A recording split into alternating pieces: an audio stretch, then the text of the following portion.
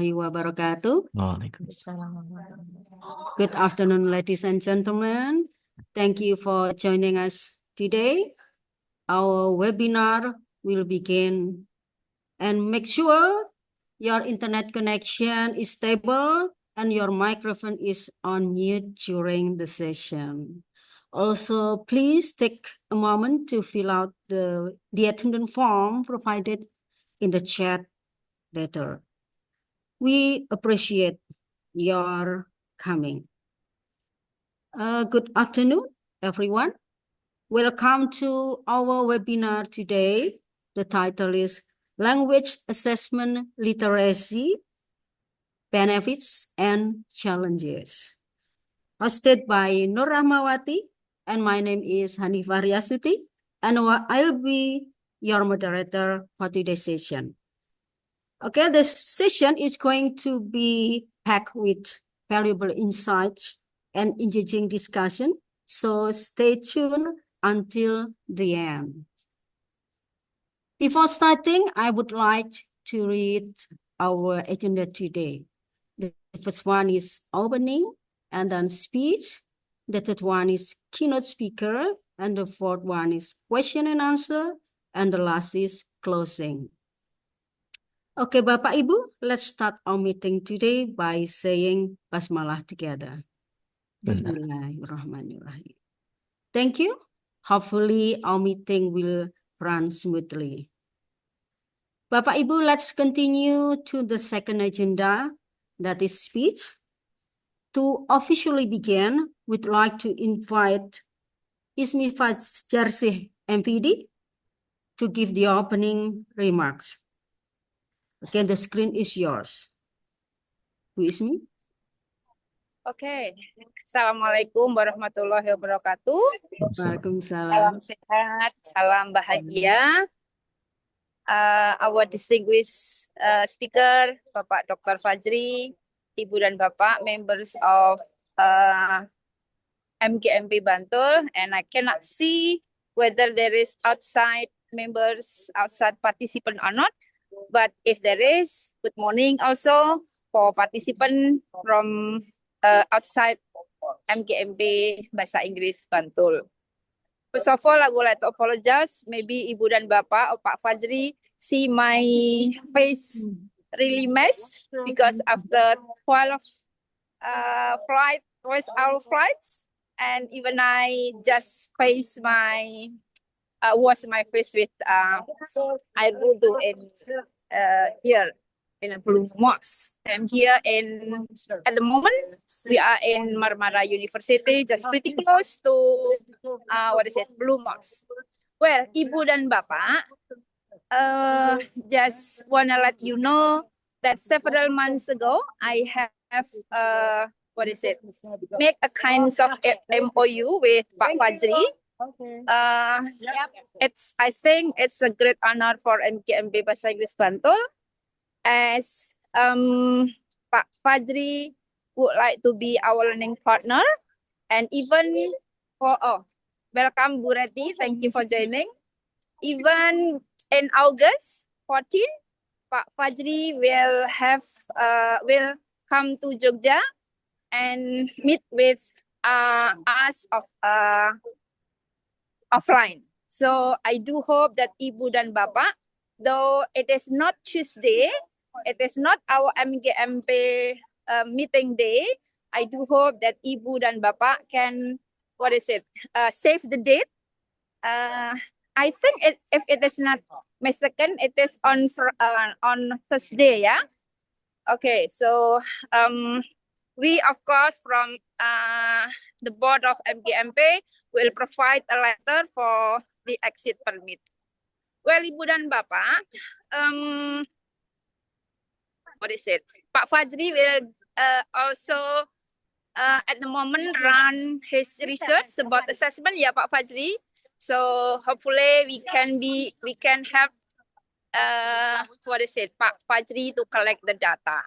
But above all, I'm pretty sure that during our collaboration with UPI, we will get much advantages especially when we have any question about the current, well, it is actually deep learning is not the current matter, ya, Ibu dan Bapak, because I'm pretty sure that all of us have already implemented the deep learning in our teaching and learning process. I think that's all for me. Thank you for the board of MKMP. Thank you for all participants who have who have come and enjoy learning with Pak Fajri. Pak Fajri, again, thank you so much. And I do apologize if I cannot follow the workshop until the end of the session. But it is because of some consideration. Okay, I think that's all. Enjoy learning together with Pak Fajri. Assalamualaikum warahmatullahi wabarakatuh. Salam sehat, salam sejahtera. Waalaikumsalam Waalaikumsalam warahmatullahi wabarakatuh. wabarakatuh. Thank you, Oh, Bu yeah, Ismi. Oh, yeah. Thank you, Bu Ismi, for the speech and enjoy your journey. Okay, Bapak Ibu, now let's move on to the main part of our session, that is presentation. Today we are honored to welcome our speaker, Dr. Fajri Nur Yusuf, MPD, and he is an associate professor at Universitas Pendidikan Indonesia with over 20 years of experience in English language education. He is a member of TEFLI, Teaching English as Foreign Language in Indonesia, Asia TEFL, and Himpunan Pengembang Kurikulum atau HOPKIN. His academic journey began with undergraduate and graduate degrees from Universitas Pendidikan Indonesia, followed by a doctoral degree from Universitas Negeri Malang in 2017. And he has been a dedicated lecturer since 2003, involved in teaching, curriculum development, and program management. His research focuses on English foreign language curriculum and instruction and English foreign language teacher education. Okay, ladies and gentlemen, let's welcome Mr. Dr. Fajri Nur Yusuf, MPD. The floor is yours. Right. Thank you very much, Ibu Hanifah, Ibu Ismi, and the board of Bantul Teacher Association. Assalamualaikum warahmatullahi wabarakatuh. Waalaikumsalam. It's a great honor for me to be here with you all. I believe that it's not laser time for you after spending some time teaching at schools. And I hope that the moment that you spend today will be beneficial, not only for us, for me, for you, but also for our students. Again, thank you very much for welcoming me and then meeting the invitation that I sent to Ibu Ismi on the other day. Actually, the point is not only about having a collaboration, but also sharing session. So what I'm going to share today and in the future, I hope this collaboration can continue. Again, thank you very much for you all. Another thing, of course, we belong to two different cities where English is spoken as EFL context. That's why here I do expect that every one of you can see the background, just in case few of you, I guess, have not visited Bandung. This is the icon of my university, Universitas Pendidikan Indonesia. So I welcome you all warmly to come to Bandung, to visit Bandung and to visit my university. All right. Today, I'm going to share you this topic, which probably is not new to every one of you. Again, thank you very much for the sharing, and thank you very much for giving me the chance of having this.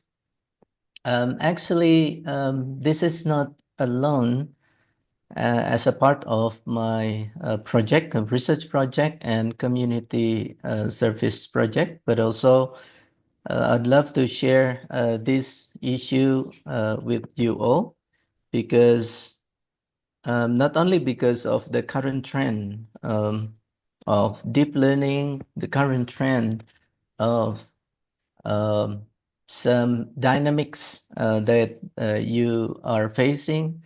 Let's say the ministry has been changed and some new policies come here and there, but of course the existence of teachers are still there. You all, I'm very proud of you, are the main components of the education, or especially in EFL classroom instruction. So be proud of you as the English teacher. Well, ladies and gentlemen, the outline of my presentation today will be, as I told you, probably this is new to many of you, the so-called language assessment literacy. But I need to highlight a few points so that we are on the same track. Okay. And then later on, we will see the benefits of language assessment literacy and some facts and challenges. Then what we can do to overcome the challenges and few practical applications. I do expect that I can spend 30 to 40 minutes, and after that, there would be question and answer. Again, it is not putting me as the only resource person for this issue.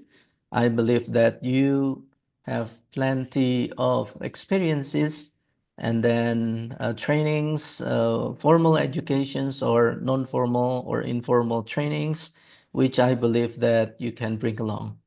So that's why this presentation is aimed at providing not only new information, but also, of course, to refresh everybody's understanding on assessment literacy, in particular, language assessment literacy. Right. What is language assessment literacy? Okay. This is one thing that you can refer to. I believe that every one of you, because you're a teacher, you're assigned to design your assessment. We know there are some terms of assessment, testing, assessment, evaluation, right? But then one thing that we need to understand when you design the assessment, this is a part of language assessment literacy. You know, when designing assessment in your EFL classroom, of course, there would be some requirements that you have to fulfill. Then once you're done with the assessment, administering the assessment, and there is a time for you to interpret the results, then what information of the interpretation should somehow be useful not only for grading, but of course for you, yeah, as a teacher, because there are some other terms relevant to this. Then it will also inform you not only about the instruction, but also about the assessment, future assessment in particular. Then probably the general understanding of assessment is grading your students. That's why it is important to understand that having the language assessment literacy anyway should somehow enhance learning. On the one hand, so it means that you help your students to learn better, and then on the other hand, enhance the teaching. As we know, teaching is a part of our daily routine, But of course, do not let our daily routine as it is. There is a way for you to improve. Another thing that probably is not new, but not many are aware of, that language assessment literacy that teachers have should somehow shape language learning experiences. If you design a lesson plan, for instance, and then you design the learning activities and later on the assessment, most of the time the focus is on the teacher. Then how, by having this language assessment literacy, we do shifting from the teacher-centered to the student-centered, so that the students will have the experience of language learning by themselves.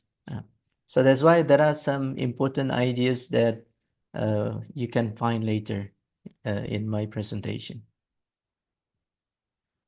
Another thing, what is assessment? This is a very general term, that assessment is a systematic process of measuring individual or group of individuals for the purpose of making decisions. So if you refer to this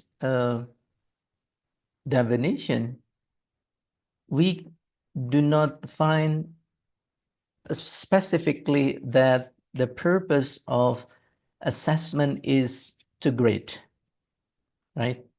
But then to make decision. So that's why there are three important points that we need to highlight. The first one is our assessment should be organized systematically. So if you just grab a textbook or you design your assessment with no well plan, or you just do the so-called impromptu assessment, then it is not an assessment. Yeah. So if you look at your students and you find that your students should have a task, for instance, or an assessment, then you do assessment without any preparation, it is not an assessment. So assessment should be organized systematically. It is important to highlight that, and it should ring a bell to any teacher in the world, at least in Bantul. The second one, it can be administered to individuals or to groups of individuals. So it means that we understand that classroom activities most of the time focus on individuals, focus on students. But then in our assessment context, then we can somehow address the students or send the students into groups and do the assessment in the groups. But of course, there would be some conflicts or some challenges when assessing individuals in the groups. You know, I use this joke to my students, bekerja sama. Some students are bekerja and some other students are only bersama-sama. Yeah. So there is a need to make them understand what students understand about the assessment, what they are supposed to do in the assessment designed by the teacher. And last thing, to make decision. Again, to make decision is not only intended for grading. You know, many of us do assessment because of grading, making decision to grade the students. Later on, I will address this issue because this is very important to understand that the grading may or may not inform your students at all. Let's say if a student gets 90 out of 100, what does it mean? In reading comprehension, for instance, what does it mean? A student gets 99 out of 100 of his English score. What does it mean with 99 out of 100? because if you go to schools, we have been involved in the 4 language skills, and then so far, probably some schools, especially in my place in Bandung, they are now administering the final assessment. And when I ask them what kind of assessment, actually the assessment is number one, paper-based test, and the second one focusing on written language cycle, reading and writing. And when I asked about what about the listening and speaking, and then they mention we focus listening and speaking in, what do you call it? The practice exam, giving them the exam to practice out of the official written examination. Of course, there would be big question why we need to focus on written assessment. Of course, there would be some points that we can discuss further. Right. I think everyone is familiar with this, that there is a very close connection among or between assessment and instruction among the points here that I show you in the figure. The school, of course, need to have evaluation, and each subject needs to have the program evaluation. So the group of teachers in the school needs to understand that the results of their teaching, the results of or the grades that their students get should somehow inform the schools, especially the school manager, to decide to make decisions further. So do not let alone that you, the only person who knows exactly or who is well informed with the results of assessment. But there is a need for you to understand that the results of the classroom assessment should somehow inform the school as well.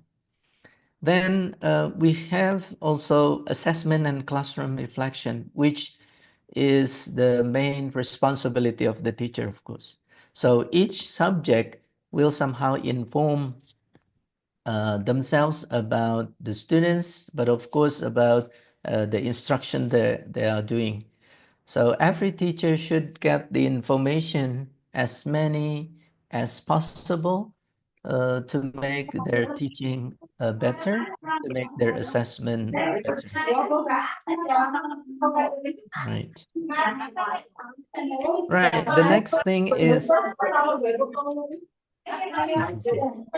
there is a classroom instruction.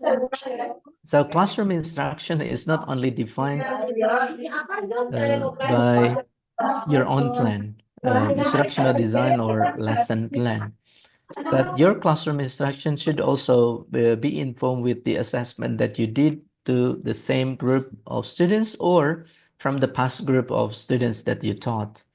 So it is also important to see how you were successful and how the success can somehow help you to make your teaching better and better.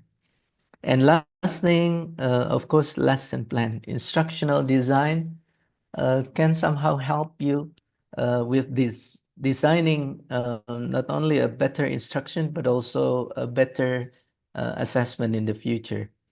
For sure, classroom instruction is very much informed by the assessment that you did in the past. That's why we have. Okay. All right. I think we are also familiar with this, that we have 3 domains: knowledge domains, skill domains, and behavior domain. Right. And what about English?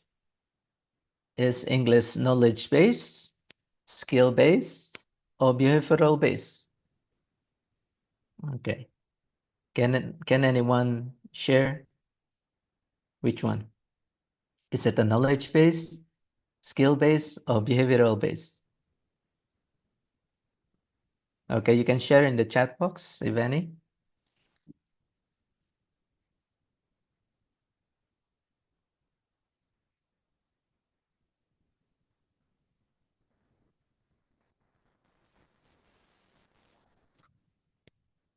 Anyone? Okay, good. Right. We did 3 aspects. Okay. Knowledge, skills. Anyone else? Behavior. Okay.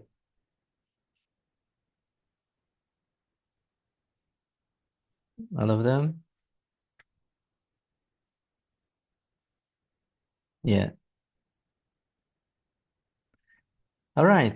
It is interesting. If you compare English subject to science subject, they are 2 different subjects and the focus are also different. In science subjects, normally, let's say we learn, the students learn respiratory system. Why they need to learn respiratory system is because the activity will be about respiratory, and then the assessment will also be about it, right? But look at our class, English class. Probably the topic is the same. It's about respiratory system. Let's say animals' respiratory system.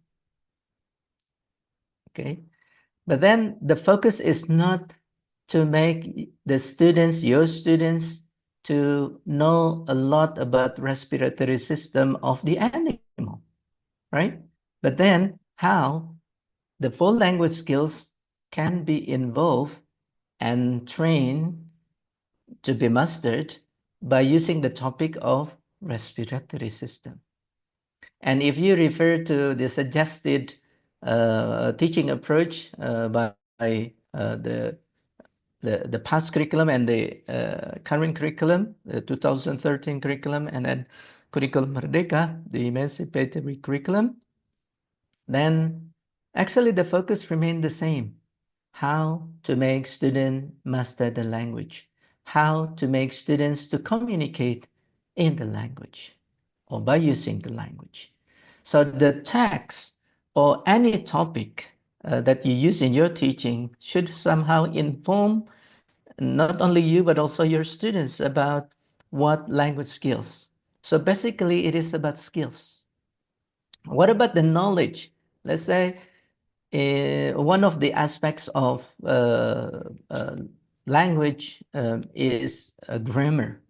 What about grammar? Of course, grammar will be there. Somebody can be considered as knowledgeable because of the knowledge of grammar, right? And then I don't think that if you ask the students to speak in front of the class and then his eye contact is anywhere, doesn't focus to the audience, of course we cannot say that he's skillful, or at least the skillful, the skill of his speaking is not good because of the behavior. So in this particular context, knowledge and behavior should support the students' language skills. But then again, the language skills is or are somehow the focus of the teaching. Yeah. So if you go to any place about language teaching, the focus will be about the skills. Yeah. Right? Okay. Let's take a look at some functions of the language assessment, or we can say testing or assessment. Later on, we can differentiate them anyway. But then I will bring you to the term of assessment in this case. We understand that it is important to diagnose, right? Normally, diagnostic assessment is administered in the beginning, not in the beginning of the semester or in the beginning of the academic semester.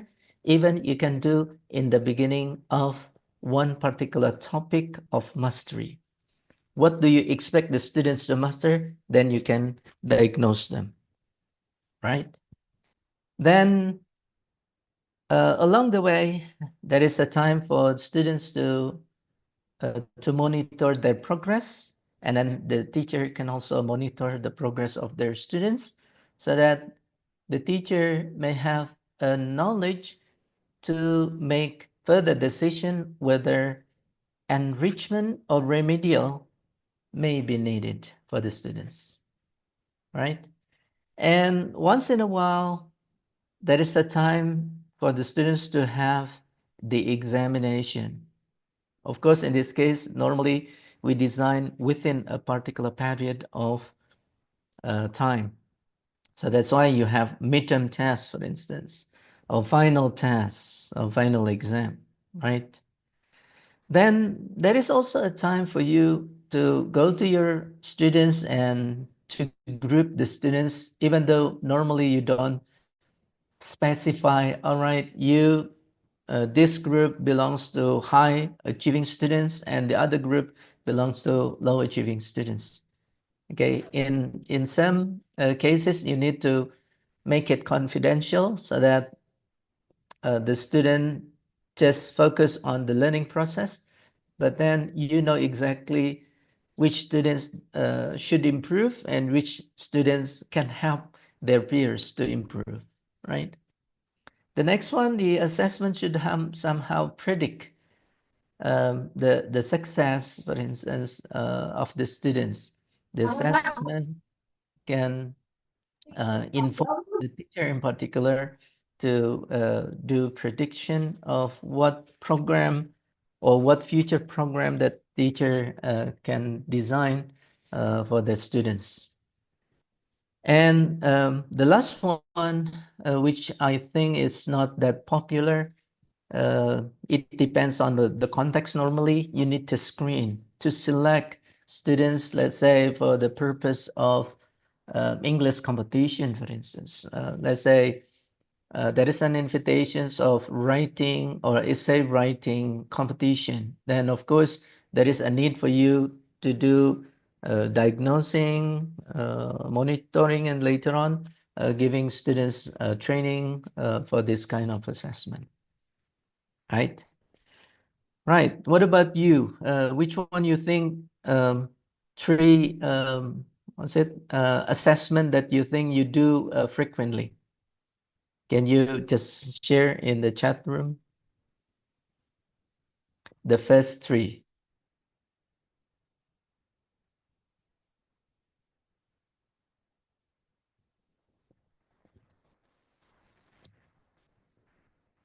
Okay, the first three. Thank you, first three.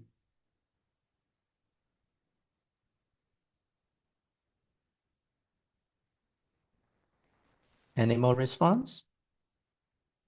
Diagnose, examine, predict. Okay. Thank you, Bu Martini. More response?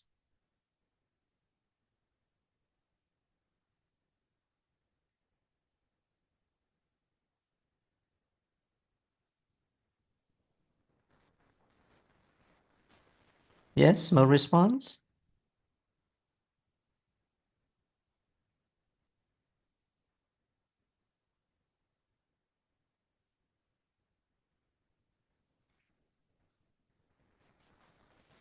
No more response?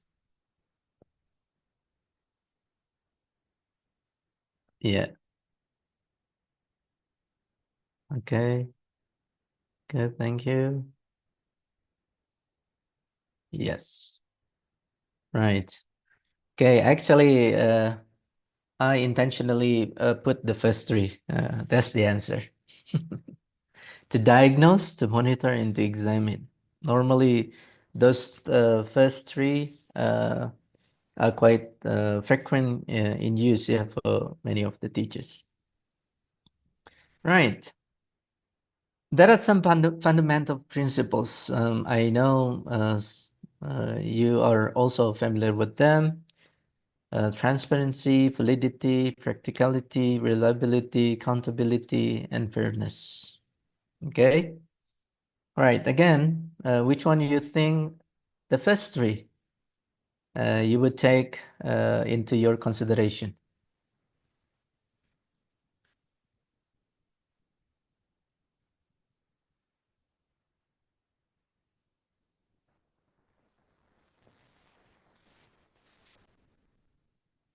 Yes? Can you again write in the chat box? 3 principles you consider important or needs to prioritize.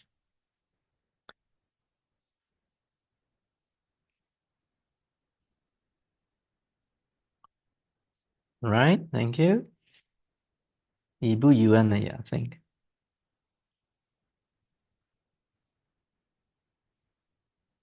Okay. All right.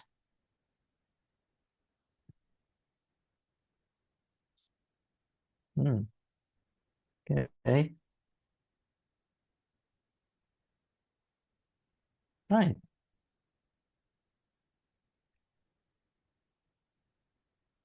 Good. Can you mention 3, Bu? Bu Armi and Bu Kuntaryati?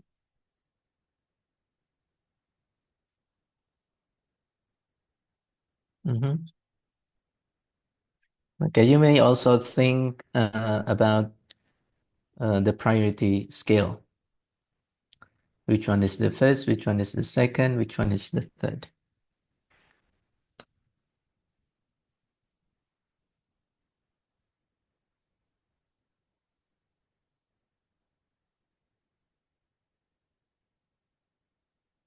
Okay.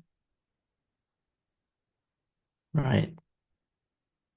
Okay, wonderful. The first one is validity, right?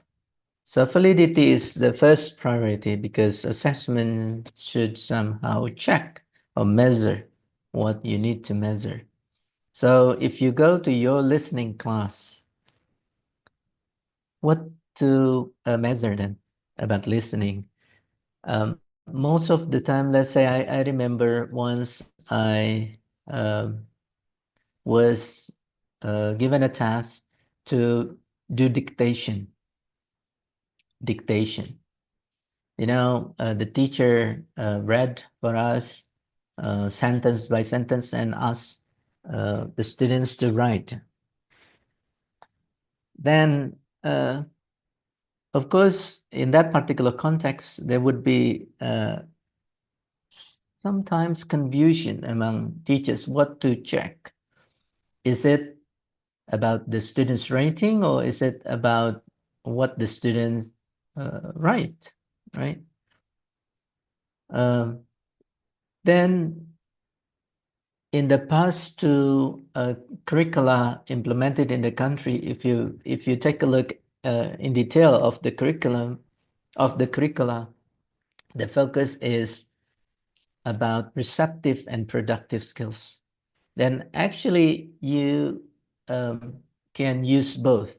The first one is you can take the listening. Normally listening is about getting information through outspoken language, right? And then the writing is the production of the language in a form of written language performance. So that's why in this particular context, you may think about combining the receptive skills and the productive skills at once. Yeah. You don't have to focus on the listening alone. You don't have to focus on the writing alone, but then you can integrate them. That's why I think the 2013 curriculum and then the emancipatory curriculum encourage and then highlight the importance of integrated language teaching. Therefore, you need to be aware of what to measure. If it is the listening comprehension, then it would be what information the students can get, yeah, from the audio information exposed to them. And the writing, of course, it deals with what aspects of writing you expect your students to perform. Make it valid. Okay? Make it valid. The second one is we can prioritize the reliability. Once in a while, we are impressed with the students' performance, but only once or only twice. There is a need for you to check and recheck, to cross-check the students' performance, so that if you grade the students high, then we can count on the result that the students have high performance in the language skills. The third one, of course, which probably is quite popular among assessment issues in the country, is practicalities. So that's why in many schools, paper-based tests is still considered practical and popular, because the focus is that easier for the school management to organize, and then easier for the administration, and later on easier to to collect the information. But then the next point, which I think many fail to fulfill, is it's not that easy to interpret the results. We cannot take for granted, let's say, if the student's performance fall to low scores, then we consider that the students have not mastered a particular topic, for instance, yeah, because the focus is on the language skills, right? Okay, which one do you think from these three terms you are familiar with? You can say three of them you're familiar, or only one of them, or two of them. You can mention assessment of learning, assessment for learning, and assessment as learning. Which one are you familiar with? Okay.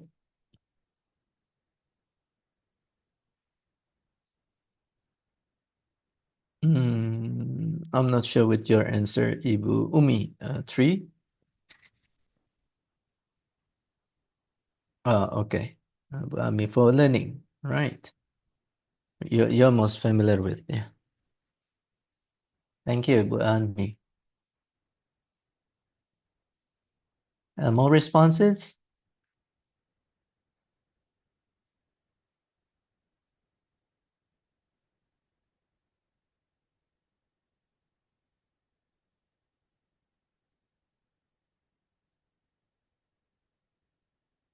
Of learning. Okay, thank you, Eddie. Yeah.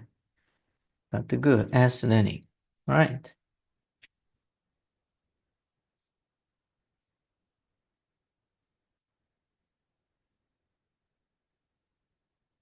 More responses?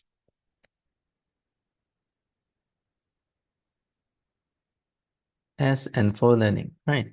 Thank you, Pak Panca. Ya, Pak Panca Fonseca. Yes, Ibu is Henry. Is Henry.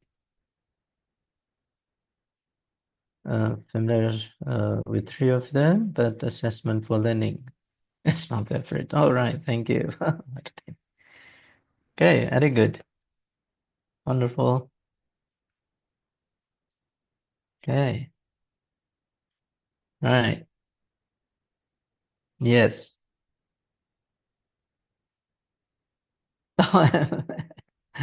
Thank you.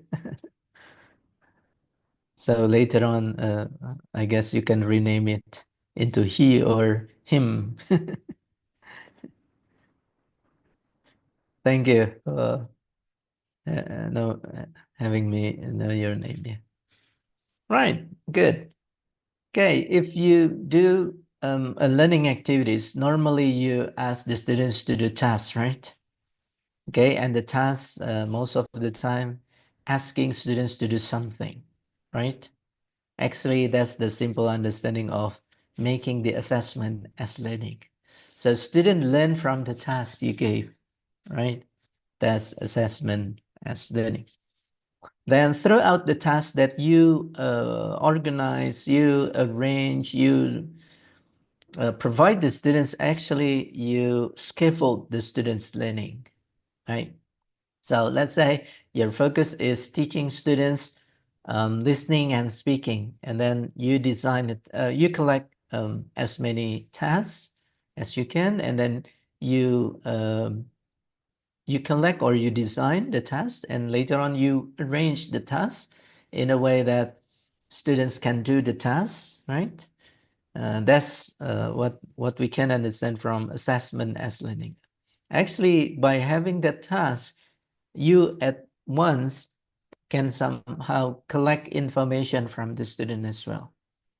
But normally, I suggest my students, for instance, not to assess the students in the beginning. Yeah. Why? Because normally assessment in the beginning, I mean for grading, but in the beginning or initial learning activity, you can do the assessment to diagnose the students so that you know the baseline of performance of your students, right? That's assessment as learning. The one which I think many of teachers favor is assessment of learning, because we understand that every classroom activities or within classroom activities, there is a time for you to grade the students. Why? Because you are required to report the results of students' learning. That is a so-called learning achievement, right? Every subject is required to report each student's achievement that you teach. Therefore, assessment of learning is quite popular. But again, we need to make sure that it is not a routine alone.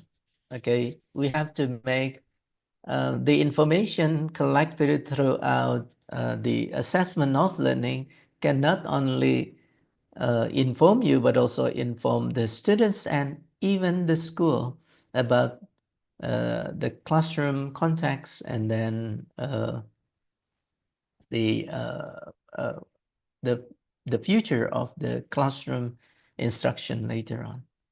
Therefore, it is important for us to make sure that assessment for learning happens. From the assessment as learning, we can monitor the students to work during the process of learning and assessment of learning, can see the results within a time frame we design for particular language skills. Then they can inform your teaching later on.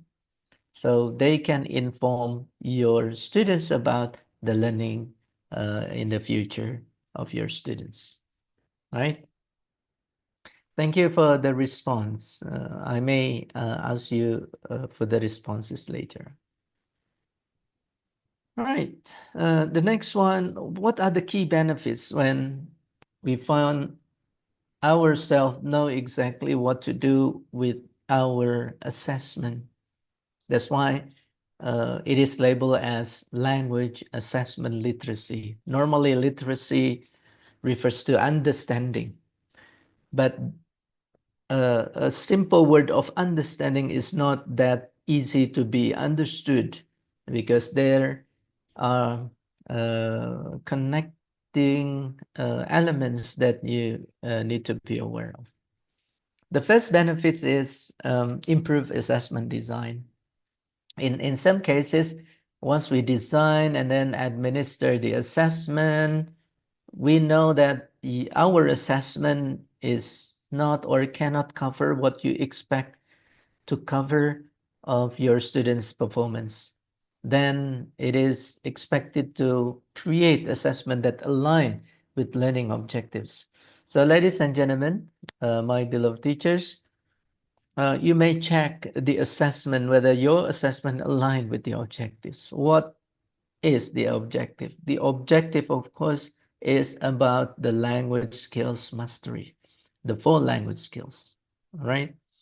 Then you can check whether it measures what it is expected to measure, and you have another way to check whether the student's performance is in line with what you expect, because normally the learning objective or lesson objectives normally are not well informed to the students, or at least in your instructional design, in your lesson plan, you do not involve the students in designing the lesson plan normally, right? Probably few of you do a kind of survey and getting information from your students, and later on you design the instruction, and then later on you implement it in your own class, right? Then in many cases, we focus on formative assessment. Then when you reach a particular level of language assessment literacy, you can get an enhanced formative assessment practice by having language assessment literacy. You know a lot of things about the assessment that you use, which normally formative in nature. You can use the assessment as tool for learning. So there is a need for your students not only to be high in performance within the classroom context, but they also bring the competence, they bring the knowledge, the skills, and then the behavior later on in the future learning process they do. Therefore, it somehow fosters students' engagement and self-reflection.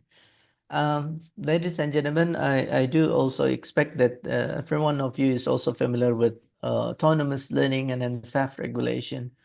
When the students engage in the classroom context, they can reflect individually, then there is a potential for them to be more autonomous and even to be self-regulated in their learning.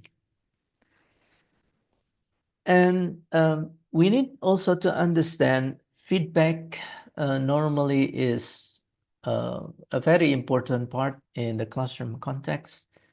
But normally feedback based on the literature, based on research, teacher feedback is quite popular. Then there is a need for us also to involve students to do feedback throughout self-reflection, throughout peer feedback.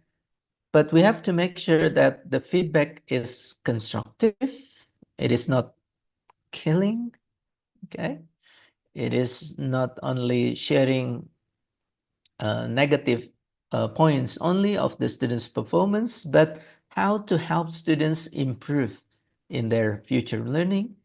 And for sure, it should be doable and manageable. It should be actionable. Yeah. We understand that many of us, many teachers may grade the students, may consider the students and compare the students' performance with their performance. So there is a need for us to make sure that the scoring or the grading or the interpretations of the students' performance in line with the level of the students. Right. Next thing is your assessment can inform the decision you can make. This is a quite normal and quite popular among students in my place, for instance, or teachers in my place. When we come to the closing of the classroom activity, normally we give students a homework. then there is a need for us to understand what does the homework mean, right? Because normally a session, teaching sessions, or some meeting of teaching should somehow inform the teachers and as well as the students about what to do next. I don't think that every student should get homework, because basically once the learning process is complete, then there would be two results. Group of students may need to have remedial. Why? Because their achievement falls below the expectation. Their achievement below the passing grade. But then there would be some group of students reach higher level of performance, then there is no need for them to have remedials, right? But there is a need for them probably to have enrichment. Okay, so there is a need for us to be well informed from the assessment we can get, we can do. And this sounds very popular, but probably many fall unaware of in implementing the assessment. Ethical and fair assessment. In some parts of our daily routine in designing the assessment, we just design the assessment, but normally we don't focus on how our assessment is equal. It means that we need to understand our students' characteristics, culturally sensitive, whether the students belong to different contexts, different family background, and free from bias. That's why there are some, some informations that you need to select in a way to help your assessment free from bias, and actually to promote inclusivity. This is also quite popular, but I'm not sure recently, because some schools probably invite or offer inclusive education. That's why there is a need for teachers. In this way, we need to consult to a more persons with the expertise of special education, right? And of course, there is a need to have a professional,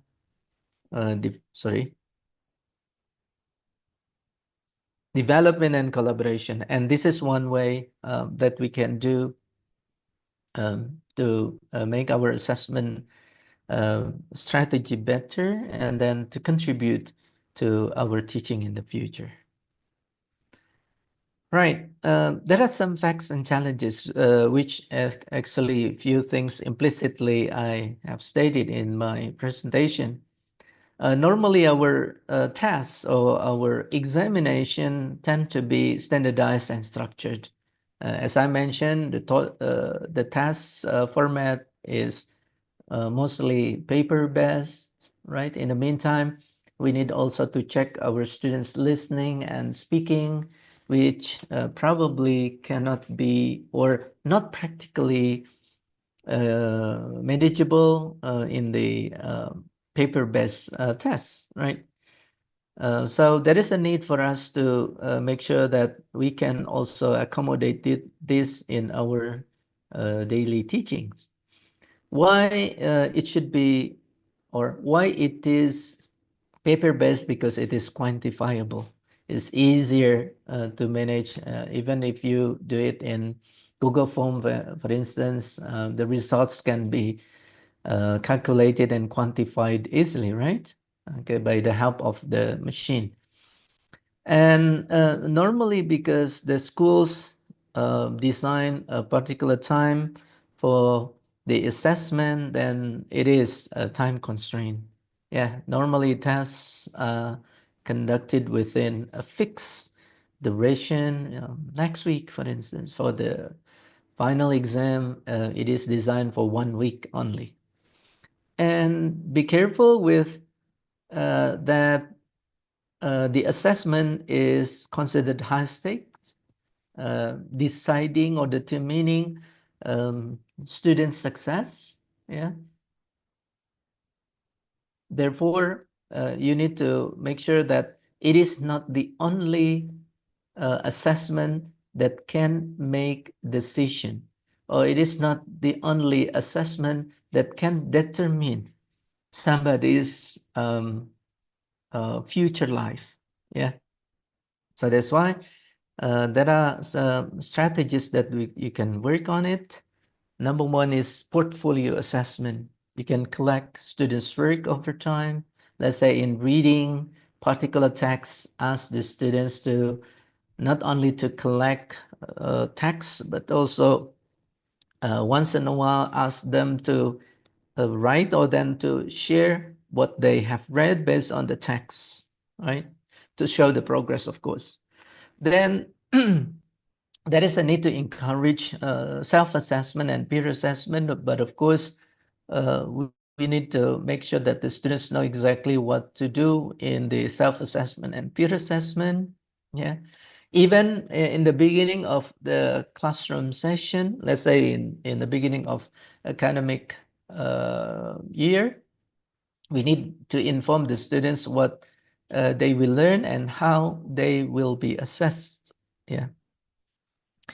And there is also a time for us to do observational assessment, which, as we are aware of, we can also observe the students through their behavior in the classroom, right?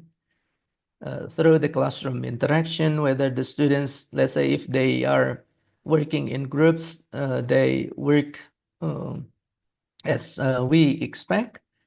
And then there is a need to have a kind of focus group discussion, for instance, to have dialogic reflection.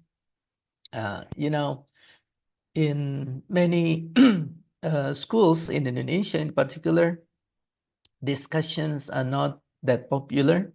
And there is a need for us as teachers to have this ability of working with dialogic reflection, a dialogue to reflect the assessment. Right, I will skip some points and okay, look at this. I think it is quite popular. Probably many of you use this in your classroom context. If you take a look at this, probably the focus is on vocabulary alone. But then, as teacher, we can develop how this task, for instance, can also be extended into further tasks. Sorry.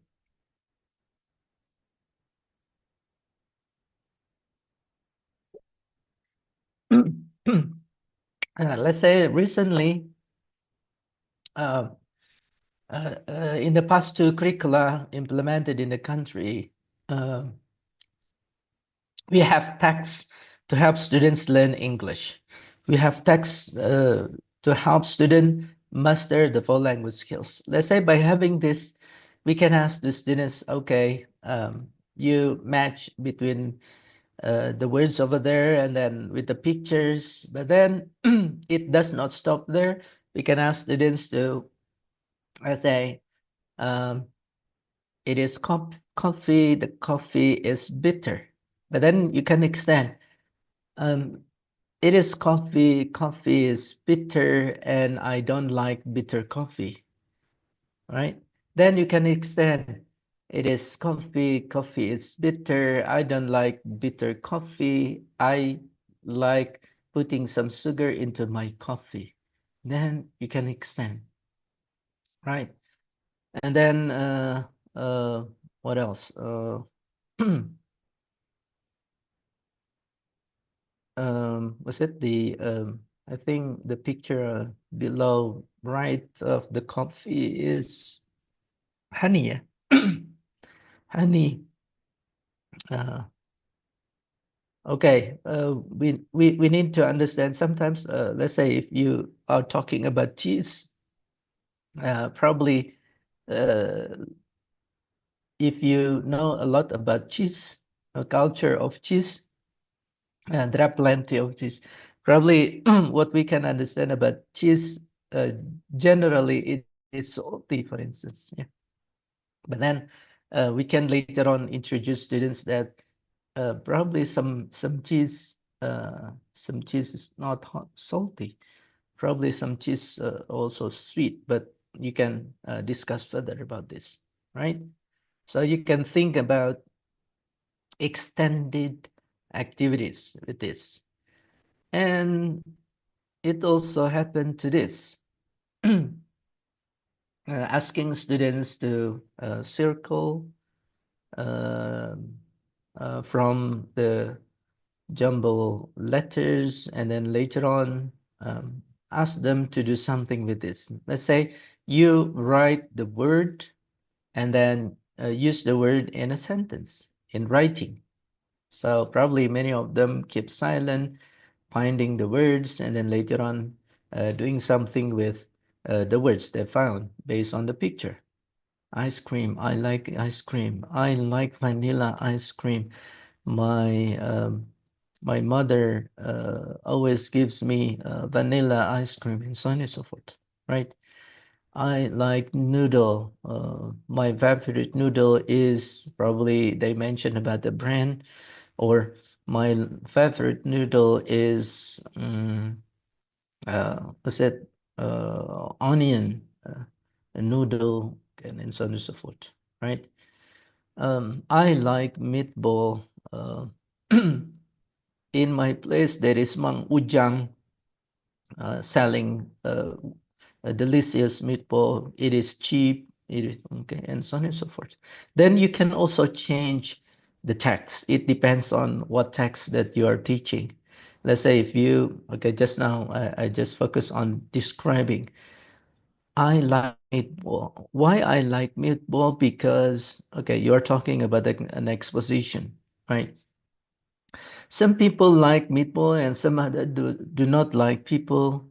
Those who like people is because, and then you mention about the pros, and those who do not meatball are due to, and then you can mention about the cons. Then you change, you change the text. So the text there is only to help students to communicate uh, with the language. And you can do this simple activities, just naming, but then you can extend the communication activities, yeah. And then you can also do this, in emancipatory curriculum, we are introduced with viewing, right? Doing visual thing, yeah.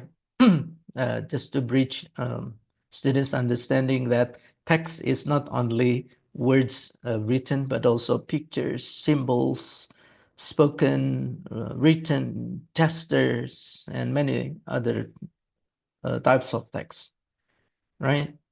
Then we can ask further. For instance, the bedroom is behind the kitchen.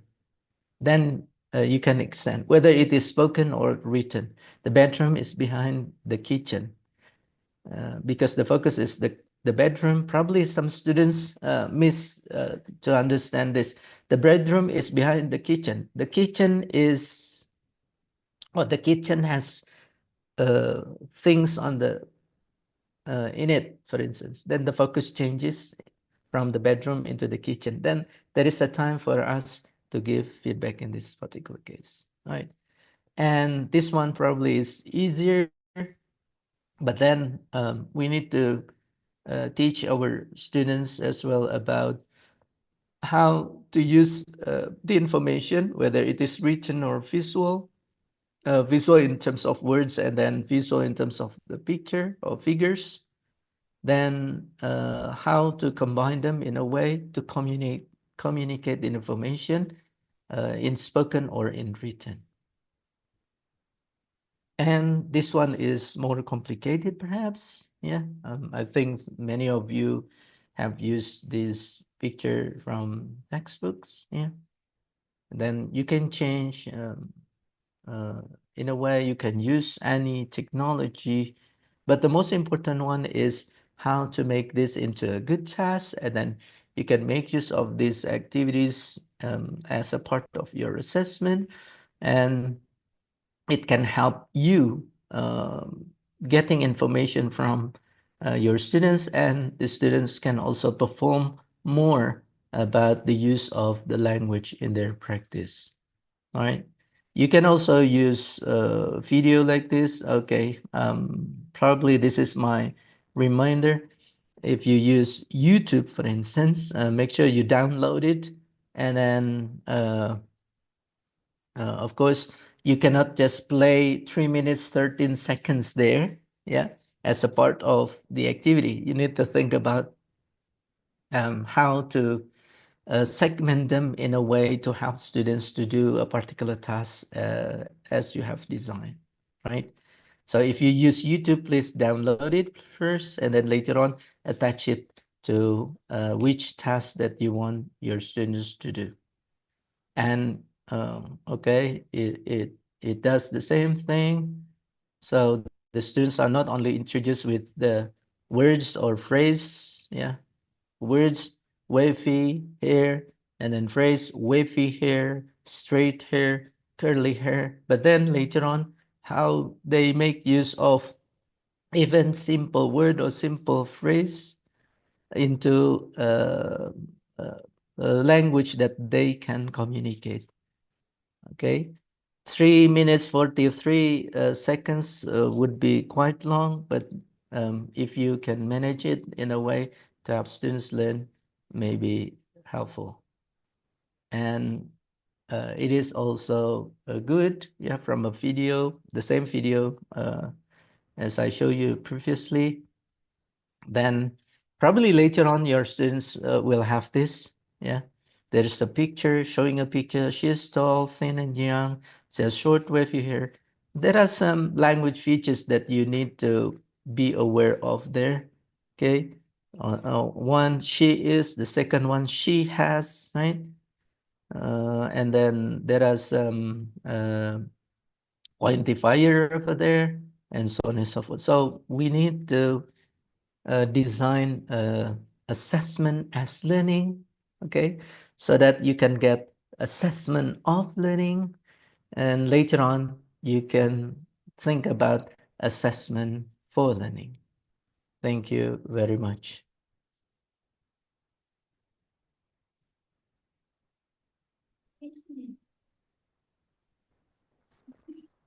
Okay, very interesting and insightful presentation. Thank you very much, you. Mr. Yusuf. And Mr. Yusuf, there are already two questions from the chat box. The first one is from Ibu Parmila. Do you have, wait a minute. Do you have any example of test models that suit the demand of the current curriculum? And then the second one is from Ibu Sri Sarsiati by asking question, are validity and reliability still needed now? Because there are many IT tools like ChatGPT, Breeze, Gemini, etc. And how do we know that the test items created by the IT have fulfilled the two of the requirements of designing tests? Maybe you can answer this Right. question Thank first. you for the questions. The first one from Ibu, I'm not sure. Parmila. The name is Beta Bantu. Oh. I think the administrator, yeah. Hmm. I cannot, Ibu, or Bapak, yeah.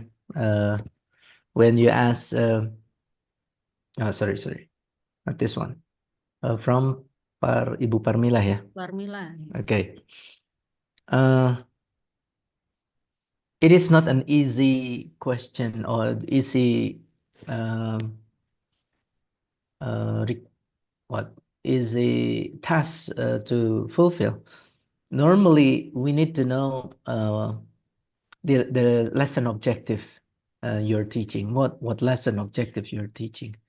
Um, I think you're always assigned to design your lesson in the beginning of academic year, even though many of us are in rush working with them, right? Buru-buru mengerjakannya, right? Because of some reasons, let's say in a week or in 2 weeks, then normally we focus on what to teach. So basically, I would say there are three important things that we need to understand about our teaching. The first one, sure, that's normally what the curriculum asks. The first one is what to teach, right? So this is one thing that I need to highlight, ladies and gentlemen. What to teach in our English classroom is different from what to teach in science classroom, in social science classroom, in maths classrooms, and other classrooms. Why? Because in those classrooms, basically, they focus on the knowledge. So that's why they will teach the knowledge, they will transfer the knowledge, and during the activity, the knowledge will be trained to be mastered by the students, and the assessment will deal with about the knowledge. But in our classroom context, normally there are texts that can help us to teach, but then the texts are only the tool for you to teach the students and for the students to learn how to master the language skills. So there is a slight difference, ladies and gentlemen, to understand about the teaching of English. So if you focus on the curricula or the existing curriculum, then there is a need for you to understand that the focus is not about what text that you are teaching. No, the texts there are for you to help you to teach. That's one. And to help you to help your students learn. Okay, so that's why the assessment in that way will help you to help your students to reach the learning objective that you have designed. So first thing first, I need to know what lesson objectives you have in your teaching, Bapak Ibu. Yeah, I cannot just take for granted. Let's say we have Buku Nusantara or books, actually the books published by the government are kind of books, recommended books, but this recommendation or these recommended books are for you to help you design your own teaching materials. Okay, remember, it is not like, for instance, I should mention this Cambridge textbook. If you use Cambridge textbook, then actually you are following Cambridge curriculum. If you use IB textbook, then actually you are following IB curriculum. But in our context, if you follow the government textbook, you are not applying the national curriculum. Your job in this particular context is to focus on materials adaptation, how to adapt materials provided in the textbook and other sources. I think many of you have many books. Yeah, let's say the books. Actually, David Union says it is not textbook but course book. That's why we have student course book and teacher textbook. Yeah, or teacher book or manual. There is a need for you to adapt, not necessarily to follow chapter by chapter, exercise by exercise, but we need to understand that the textbook or the course book is provided for you to help you design your own instruction. All right? So the activity provided in the course book can somehow help you as long as you match the activities to your students' characteristics.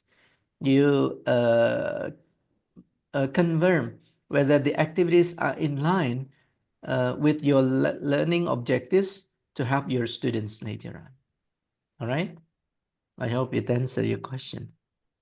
And then the The second second question. one, right. I believe that everyone agrees with me that technology helps.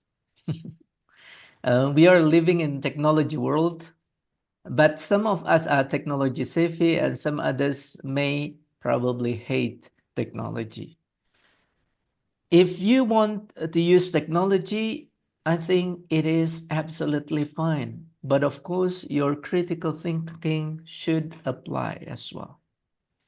If you ask your students, even your students can use those technology things because this is IoT era, yeah, Internet of Things era. Everything is internet based. Even if you provide, let's say, the icon that I show you in my background, Gedung Isola, Isola Parter, and then they can browse, and at once, within seconds, they can get as many information from it, even by using ChatGPT, Gemini, Copilot, and so forth, right? Lately, AI dominate the technology, right? For instance, you're introduced with the chat PDF, for instance. If you have the PDF and then you can ask the AI or the website to create tasks or text and so forth, right? But of course, it is your responsibility and it is your job to make sure that the task is in line with your students' characteristics. I believe you still can play your own role, yeah, as a teacher because you know much better than others about the students. So it is our job and our responsibility to somehow protect our students, yeah, with all things about technology. Again, we cannot deny the use of technology in our learning. If there are some controversies in the use, yes, of course, I think everything in the world brings controversies.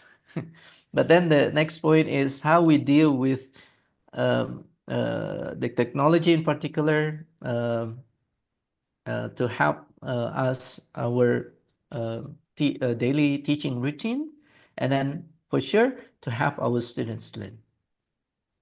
All right. Thank you, Pak Yusuf, for the response. And also thank you, Bu Parmilah and Bu Sri Sarjati for the question. Next, we still have question. The third one is from Bu Army. Which one is the most effective way to assess student achievement in order to put the score in report results? Right. It is intriguing question.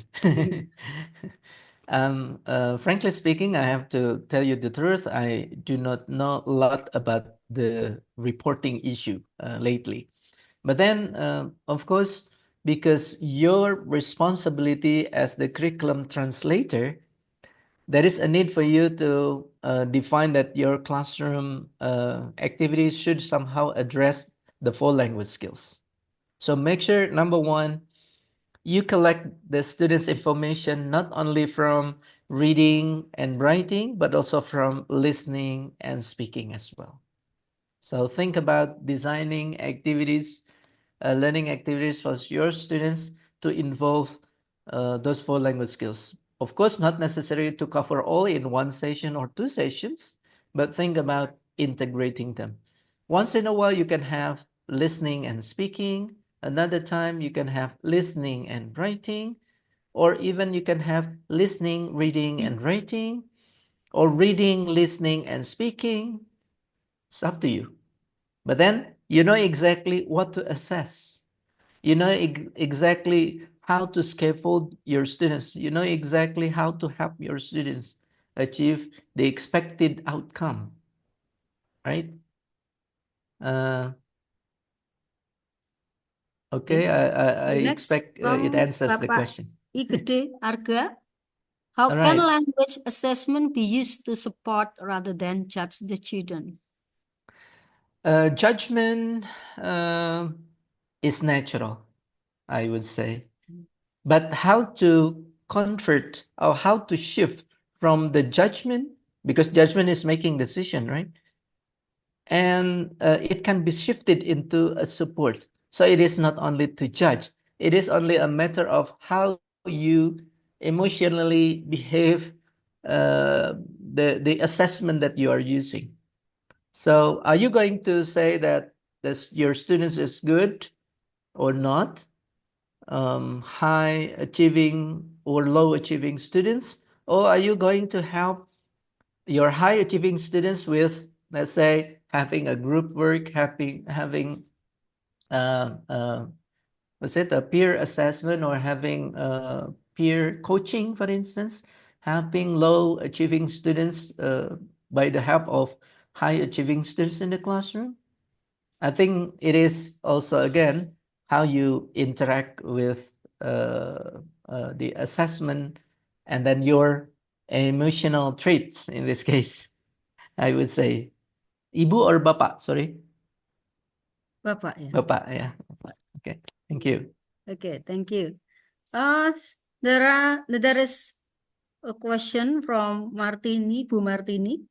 Please give me the tips to design ideal assessment that can measure student skill appropriately. I feel that children can answer our test correctly, but it cannot measure their skills. All right. When we investigate more, they use many tools to help them do their exams or tasks. All Thank you, right. Pak Yusuf. Interesting question. Yeah. If your assessment cannot measure the skills of the students, we can judge now that your assessment is not valid. Then if you do not trust your own assessment about a group of individuals, then you can use another instrument to assess them. Of course, in this particular case, it is not a mistrust. We do not trust the achievement of the students, but we need to make sure. That's what we call it as reliability check, to check the students, right? Okay, so that's why it is important for you to have a kind of multiple tools to use to check the students.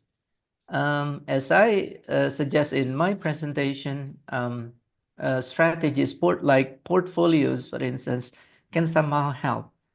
Let's say one meeting, probably you can find some students can perform not better, but later on their performance is getting better and better and better. You need to put your trust that it is the development of their language skills.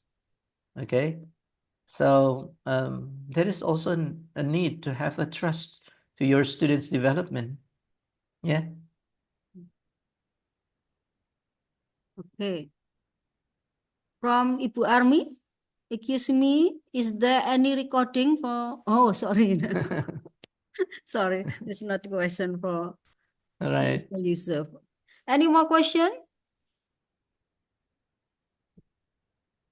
Is In it case enough? you want to raise hand, you can Yeah. use You raise may hand raise feature. hand or just write on the chat board. No more? Is it enough?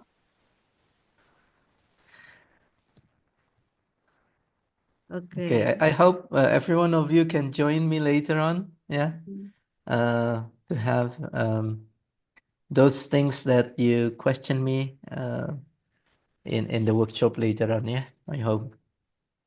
Okay. I will count till 3. You don't have question, so it is enough for our discussion. 1, 2, 3. Okay. I think that's enough. Yeah. Thank you for Mr. Yusuf and also for the participant today. And it is a wonderful presentation from Mr. Yusuf. And before closing, I will read some important points that must be remembered. The first one is about assessment should be organized systematically. Assessment should be administered to individual or groups, and assessments should be to make decision. And there are some fundamental principles, that is validity, reliability, and practicality. And what is the function of assessment is to diagnose, monitor, and to examine. And we can assess knowledge, skill, and also behavior. Thank you very much, everyone. Before closing, let's take a picture of our activity today. So please open your camera, everyone. Bapak Ibu.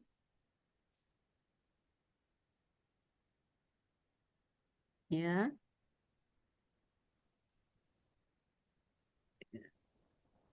Oh, there are teachers from Okay. Batang as well, yeah. Ibu. All right, great. Okay. Thank you. Thank you.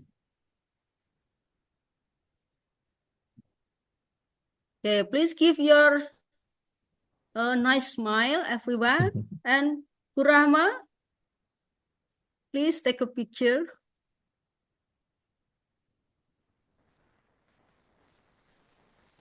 Okay, I'll count 1, 2, and 3, yeah. Okay. 1, 2, 3, smile. Okay. Okay. The next slide, yeah. Okay. The next The slide. next, yeah. 1, 2, 3.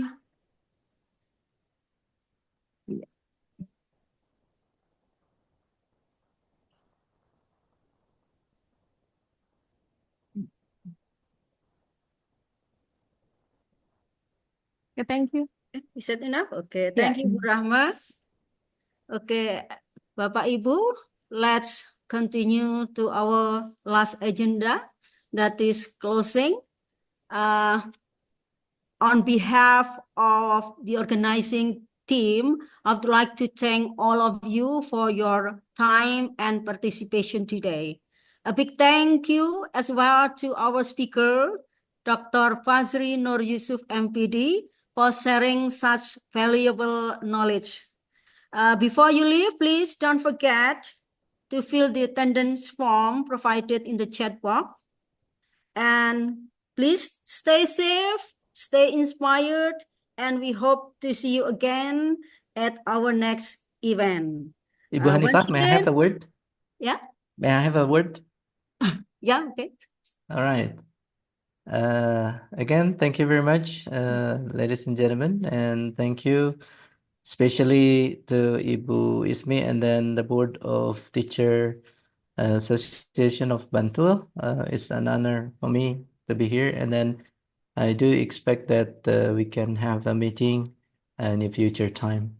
Again, thank you, and see you soon. Yeah. Thank you. See you. Mr. Thank you very Yusuf. much. Once again, I'm Hanifah Riastiti signing off.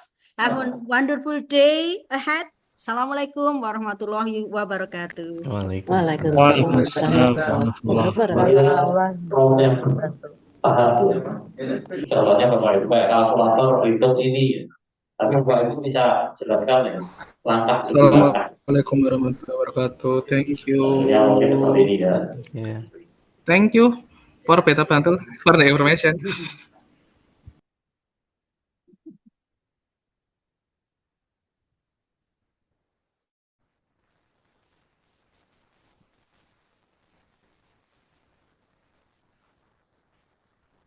Nah, ini Pak, berarti pertemuan kita bisa hari Kamis ya, berarti. Kita discuss di ini ya nanti. Di grup. Gimana? Nah, pertemuannya hari Kamis besok ya, berarti. Kamis. Tanggal berapa? Kamis. Nanti diskusi grup aja deh. Oh, Oke. oh aja diskusi aja, belum paham aku. Oke, thank you. Oke, Mohon maaf. makasih Bu Sri, Bumi. Terima kasih semua. Terima kasih semuanya.